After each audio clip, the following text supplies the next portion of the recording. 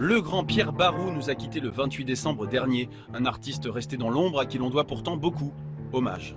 Alcaline avait eu l'honneur de rencontrer quelques semaines avant sa mort Pierre Barou, l'auteur du célèbre et entraînant À bicyclette, interprété par Yves. Quand on partait de bon matin, quand on partait sur les chemins, à bicyclette.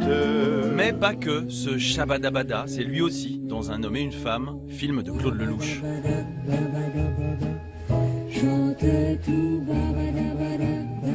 Un jour, il me dit « Ah oui, j'ai écrit un truc, c'est l'histoire d'un homme mort, d'une femme qui se souvient de lui et tout ça. Et il fallait qu'il trouve du pognon pour faire le film. Je rentre à Paris, Orly-Sud. Mon grand frère vient me chercher avec Lelouch. Et il me dit « T'es crevé, je t'amène chez tes parents et tout ça. » Je dis « Oui, mais je vais te faire écouter un truc. » Et je pensais pas à son film. Je lui fais écouter. Lelouch dit « Oh mec, vous pouvez la repasser ?» Le mec la repasse, il dit « Je change mon scénario, je la mets dans le film. » À 3 ou 4 jours du début du tournage. Peu connu du grand public, Pierre Barou était pourtant un homme de musique légendaire.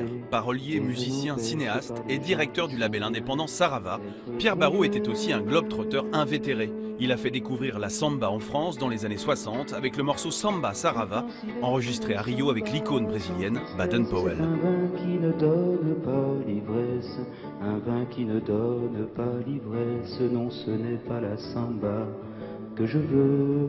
Avec sa petite maison de disques indépendante, Pierre Barou a honoré jazzmen américains, musiciens brésiliens et quelques artistes français comme les jeunes Brigitte Fontaine et Jacques Higelin à l'aube de la carrière que l'on sait.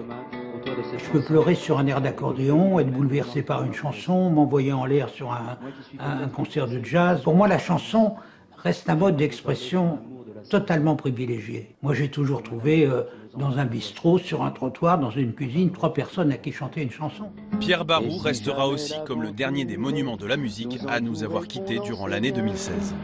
On laisse une chance qui se balance au gré du vent.